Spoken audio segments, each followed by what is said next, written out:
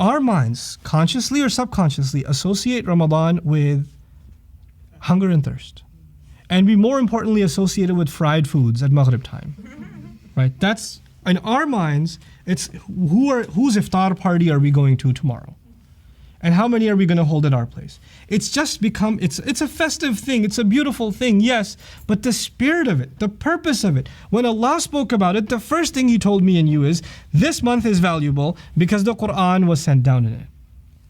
الَّذِي أُنزِلَ فِيهِ الْقُرْآنِ.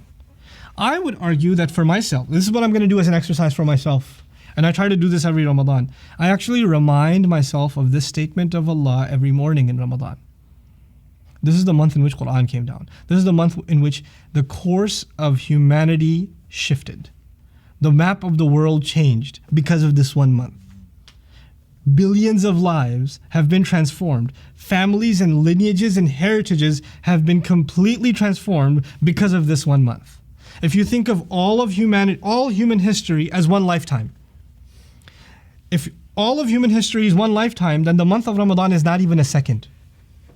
It's not even a second, but it constitutes the most important turning point in human history. That 1 second, the course of humanity changes forever. And it changes in more significant a way than has ever happened in the entire span of humanity. Subhanallah, that is the month we're experiencing. That is the month Allah Azza wa Jalla is highlighting. And I make it a point to say that because if Allah can transform the course of the future of humanity in that 1 month, how much change can He bring into my life in that 1 month? If that month has the power to transform the entire world, entire civilizations.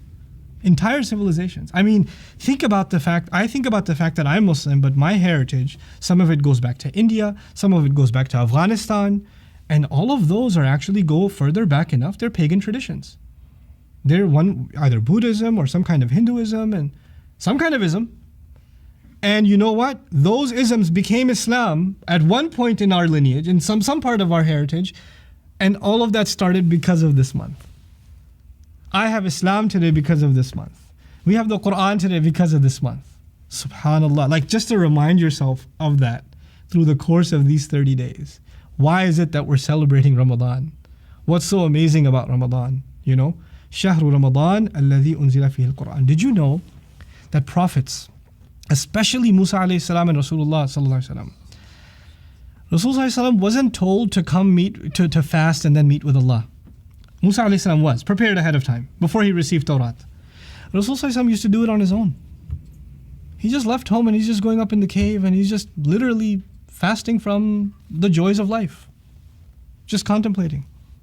It's as though in order to truly receive revelation, you have to engage in the act of fasting. To really truly receive revelation in your heart, you have to cut yourself off from some other stuff. And so Allah made this institution so we can receive revelation in this 1 month like no other month. What I'm arguing before you then is this is the month in which you and I have to internalize the Quran, and we have to experience the Quran descending into us like no other month. This is the month of Quran. Don't think of it as the month of fasting. It's not the month of fasting, it's the month of Quran. I love the fact that Allah Azza wa Jalla used unzila.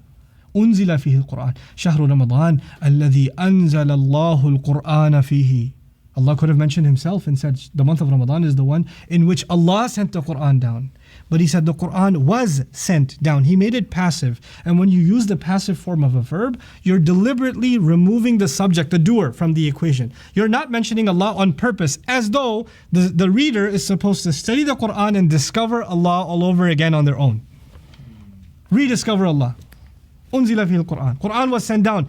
Question is raised by who? Read and you'll experience by who. You'll get to know who.